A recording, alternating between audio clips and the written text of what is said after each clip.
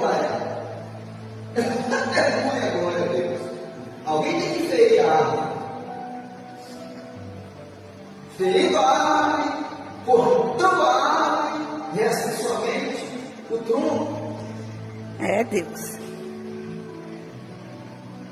Dentro desse tronco existe algo chamado caule. Aleluia, glória a Deus.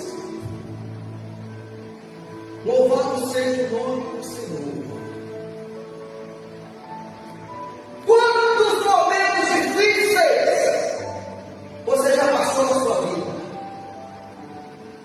E alguém passar como se fosse perto de uma árvore cortada e dizer ali, não volta a dar fruto mais. Jesus.